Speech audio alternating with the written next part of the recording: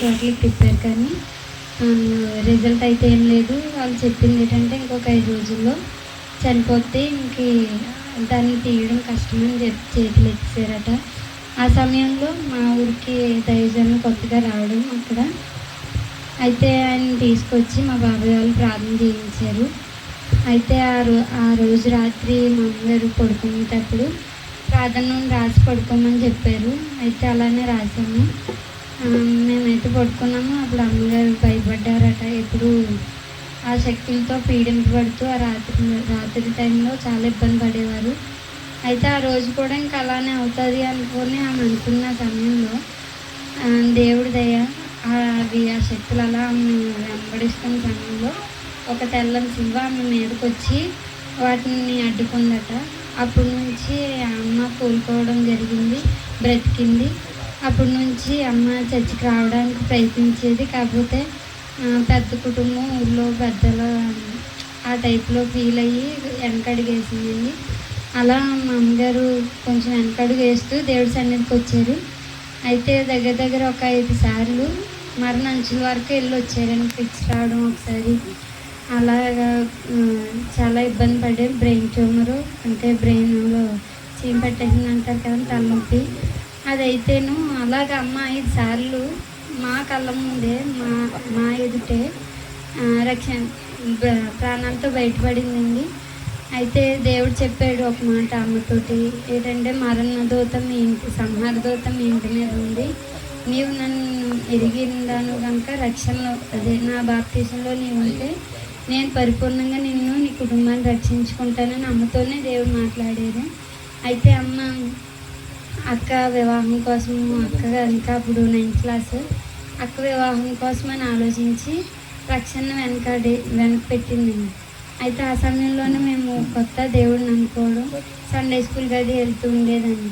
ఆ సండే స్కూల్లో ప్రార్థన, పాస్టర్ గారు ముగింపులో ప్రార్థన చేసేటప్పుడు ప్రతి బిడ్డకి తల్లివై తండ్రివై అన్నప్పుడు నేను ఒక మాట అనుకునేదాన్ని, వచ్చే నాకు తల్లి అక్క ఉన్నారు, నాకు తండ్రివై ఉంటే చాలు అనుకునేదాన్ని. అయితే 2010లోని అమ్మ బాప్తీసానికి సిద్ధపడింది, కానీ పరిపూర్ణంగా కాదండి. అమ్మతో పాటు మరొక ఆవిడ సిద్ధపడింది. అయితే ఆ బాప్తీసాలు ప్రార్థనకి వెళ్ళడం, బాప్తీసాలు తీసుకునే సమయంలో అమ్మ మళ్ళీ మనసు మార్చుకొని నేను హాస్పిటల్కి వెళ్ళాలి, నేను బాప్తీసం ఇప్పుడు తీసుకోను అంది. అప్పటికి దేవుడు పదే ఆమెతో మాట్లాడడం, నా ద్వారా కూడా దేవుడు మాట్లాడడం జరిగింది. కానీ ఆమె దేవుడి మాటను మరి ఎందుకు నిర్లక్ష్యం పెట్టేది తెలియదు. కానీ అయితే అమ్మతో పాటు సిద్ధపడిన ఆవిడ ప్రార్థనకి వెళ్ళింది. అదే రోజు మేమేమో నేను మా అమ్మగారు కలిపి వైజాగ్ వెళ్ళామండి, KGHకి వెళ్ళి, మామయ్య వాళ్ళ ఇంటికి వెళ్ళి అలాగే. అయితే ఏమైంది అంటే మొదటి రోజు చూపించుకోవాలి, కానీ హాస్పిటల్కి వెళ్ళడం అవ్వలేదు. అయితే మూడో రోజు మేము హాస్పిటల్కి వెళ్ళాము.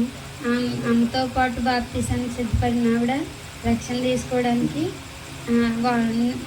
ప్రార్థన అన్నింటికి వెళ్ళింది. అయితే మా అమ్మగారు ఆరోగ్యంగా వెళ్ళారు, KGHకి చూపించుకోవడానికి ఆరోగ్యంగా వెళ్ళారు. కాకపోతే అక్కడే ప్రాణాలు కోల్పోయారండి. అయితే అమ్మతో పాటు నేను మా అయ్య ఉన్నాము.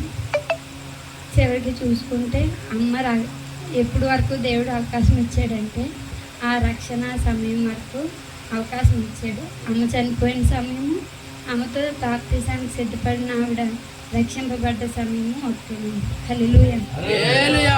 అయితే కొత్త కదండి వాక్యాలన్నీ ఎంతో, లాజర్ని దేవుడు బతికించాడు. అప్పుడు నేను 8th క్లాస్ అండి. అంతా మీ చుట్టి కూడా లేదు. అమ్మని కార్ డిక్కీలో వేసాను. వైజాగ్ నుంచి దుగ్గాడ, మీకు తెలిసి ఉంటుంది, దుగ్గాడ రావాలి. అయితే అమ్మని డిక్కీలో వేసారు. నేను వెనకాల సీట్లో కూర్చున్నాను. ఒకటి ఆశాను, అంటే దేవుడిని ఏదన్నా అడిగితే దేవుడు ఇచ్చేస్తాడు. అయితే లాజన్ లేపు కదేసి, అంటే దేవుడితో ఇంకా అక్కడి నుంచి నేను పడుకోలేదని మిడ్ నైట్లో ప్రయాణం. అయితే నేను పడుకోలేదు. ఒకటే మా అమ్మని దేవుడు లేపేస్తాడు. లేపితే డిక్కీలోంచి చిన్ని అని అరుస్తుంది. ఆ మాటలు నాకు వినిపించాలంటే కారు విండో దగ్గర నేను ఉండాలి అని చెప్పి విండో దగ్గర చెవి పెట్టి, ఏసయ్య మా అమ్మని లాజర్ లేపెత్తావా అని అనుకుంటే ఏసైతో ఏదో మనిషితో మాట్లాడుకుంటూ వచ్చామండి, ఊరు వచ్చాం. డిక్కి తీస్తుంటే చాలా ఆతృతతో చూస్తున్నాను. ఎందుకంటే మా అమ్మకి ఊపిరి వచ్చేసి ఉంటుంది. వీళ్ళందరూ ఆశ్చర్యపోతారు, దేవుడు ఆశ్చర్యకరుడు కదా అని. అయితే మా అమ్మ లేగలే, పాడి మీద పెట్టారు, చూడడానికి అందరూ వచ్చారు. ఏసయ్య డిక్కీలోంచి లేచినప్పుడు తక్కువ మంది ఉన్నారు కదా, జనం అందరూ వచ్చినప్పుడు లేపుతావా అనుకున్నాను. అప్పుడు లేకలేదు. పాడి ఎత్తుకొని శ్మశానానికి వెళ్తున్నారు. ఏసయ్య పాడి మీద నుంచి లేపుతావా అని నేనైతే వెళ్ళలేదండి. నా తండ్రి ఎలా అంటే, తండ్రి లేరు కదా, అమ్మ బాగా ఆఖరికి అమ్మ చనిపోయేటప్పుడు కూడా, అంటే ముందు రోజు నైట్ కూడా నేను అమ్మ గుండెల మీద పడుకునేదాన్ని. అమ్మ ఎక్కడైనా ఊరు వెళ్తే ఆ నైట్కి ఫుల్ ఫీవర్ వచ్చేది. అంత ఎఫెక్షన్ ఉన్న అమ్మ చనిపోయినా సరే ఏడుపు లేదు, నవ్వు లేదు, ఒకటే మనసులో ఏసయ్య లేపెత్తాడు. ఆఖరికి కాల్ చేశాక కూడా నేను ఒకటే అనుకున్నా, ఏసయ్య ఆ బూడిదలో నుంచి కూడా మా అమ్మని లేపేస్తాడు. కార్యం అయ్యింది, నెల అయింది, 2 నెలలు అయింది. మా అమ్మ ఈ దారి నుంచి నడుచుకొని వస్తుంది, ఊళ్ళో వాళ్ళందరూ ఈమె ఎలా వచ్చేస్తుంది అంటారు, ఏసయ్య తీసుకొచ్చాడని నేను చెప్తానని అనుకున్నాను. కానీ అప్పటికి ఏమైందండి, అమ్మ వచ్చే ఛాన్స్ లేదు.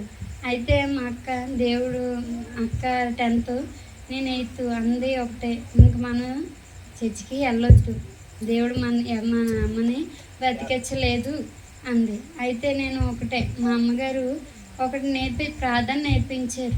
ఉదయకాలం 4 మా ఇంటికి చర్చికి కొంచెమే దూరము.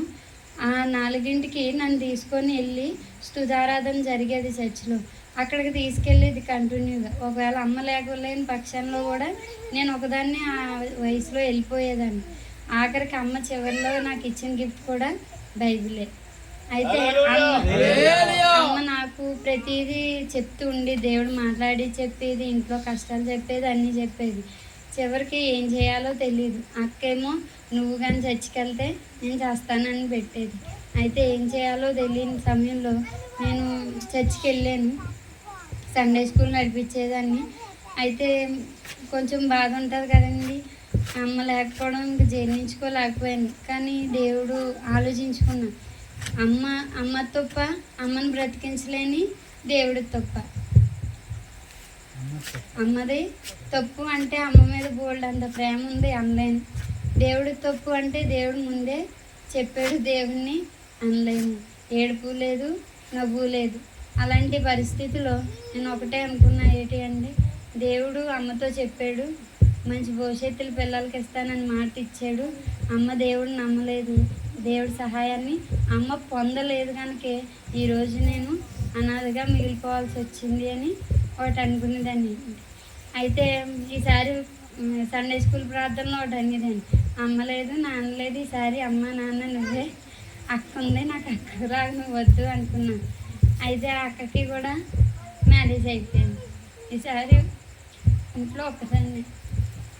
కుటుంబం చాలా పెద్దది, పొలిటికల్స్ ఉన్నారు, జాబ్ హోల్డర్స్ ఉన్నారు, ఆస్తులు ఉన్నాయి, బ్యాంకు బ్యాలెన్స్ కూడా ఉంది. కానీ నేను సింగిల్, అనాథ.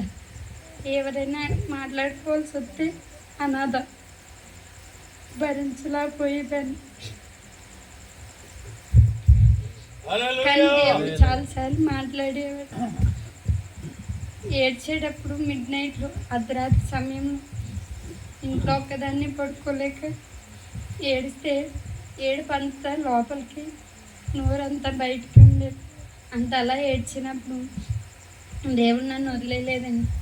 అమ్మ ఏ రక్షణ అయితే వద్దనుకుందో, నేను ఆ రక్షణని చిన్న వయసులోనే అంగీకరించి, అయితే రక్షణ ఇవ్వడానికి కూడా కొంచెం ఆటంకాలు వచ్చినాయి. కానీ ఏదేమైనా దేవుడు చాలనుకొని, నాకు తల్లివైనా, తండ్రివైనా, అక్కవైనా, అమ్మవైనా, నాన్నవైనా అన్నీ నీవే అని అప్పుడు అన్నానండి. అప్పటి నుంచి దేవుడు నన్ను విడవలేదు. ఇప్పటికీ మా తల్లిదండ్రుల వల్ల వచ్చిన ఆస్తి కానీ, డబ్బులు కానీ అలానే ఉన్నాయి, కానీ నాకు చిల్లి గవ్వ కూడా ఉపయోగపడలేదు. అవి ఇప్పటికీ ఉన్నాయి, కానీ అవి నావి అని నేను అనుభవించలేదు. ఒకదాన్ని కానీ ఎప్పుడు కష్టపడలేదు. నా చదువు ఆగలేదు. నేనేమి ఎవరి దగ్గర చెయ్యి చాపలేదు. నా అనుకున్న వాళ్ళందరూ ఏం జరుగుతుంది, ఇది మన కుటుంబంలో ఎవరు ఎంచుకోలేని దేవుణ్ణి ఎంచుకుంది. ఎప్పుడు చచ్చు అంటుంది అన్నారు. కానీ నా వివాహ సమయానికి మేమేం పని చేయాలని వాళ్ళే వెంటబడేలాగా దేవుడు గొప్ప కార్యం చేశాడు. అయితే కొన్నిసార్లు మా అక్క విషయంలో చాలా ఇబ్బందులు పడేదాన్ని. అయితే దేవుడిని అడిగాను, యేసయ్య నేను ఆ తల్లినే కోల్పోయాను, అక్క ఆ తల్లినే కోల్పోయింది, అక్కని ఇబ్బందులు పడుతుంది, నాకు ఆ ఇబ్బందులు పడాల్సిన నేనే సంతోషంగా సౌఖ్యంగా బతుకుతున్నాను అని అడిగితే దేవుడు చెప్పిన మాట ఏంటంటే, మీ అమ్మ విడిచిన రక్షణ కొమ్మను నువ్వు పట్టుకున్నావు, మీ అక్క పట్టుకోలేదు కనుకే ఆ ఇబ్బందుల బురదలో ఇంకా ములుగుతుంది అని దేవుడు మాట్లాడాడండి. హల్లెలూయా హల్లెలూయా. ఇదంతా ఎందుకు చెప్తున్నానంటే ఈరోజు నా సాక్ష్యం. నేను కొన్నిసార్లు అయితే పెద్ద ముసలి వాళ్ళ దగ్గరికి వెళ్ళి నాన్నమ్మల అమ్మమ్మల దగ్గరికి వచ్చినప్పుడు కూడా వాళ్ళు కోల్పోయిన తల్లిదండ్రుల కోసం బాధపడేవారు. అంటే తల్లి తండ్రి ఆ వయసులో కూడా అవసరమండి. ఆ వయసుకి వెళ్ళినా సరే ఆ ప్రేమ కావాలని అనిపిస్తుంది. అయితే మనం ఉన్న తల్లి తండ్రి ఉన్నా, బంధు జన్మ ఉన్నా లేకపోయినా దేవుడినే సర్వస్వం అనుకుంటే, దేవుడే నా జీవితం అనుకుంటే, దేవుడి ఇష్టమే నా ఇష్టం, దేవుడి కోరికే నా కోరిక, దేవుడి ఆలోచనే నా ఆలోచన, దేవుడి రక్షణే నా జీవితం అనుకుంటే దేవుడు ఏ రోజు విడిచిపెట్టడు, ఏ మాటని వెనక పెట్టడు. ఆయన నా జీవితంలో ఏవైతే వాగ్దానాలు, దర్శనాలు, ప్రవచనాలు ఇచ్చాడో అవన్నీ ఒకటొకటిగా నెరవేర్పు అవుతున్నాయండి. దేవుడి కొద్ది సాక్ష్యం దేవుడు దీవించును గాక.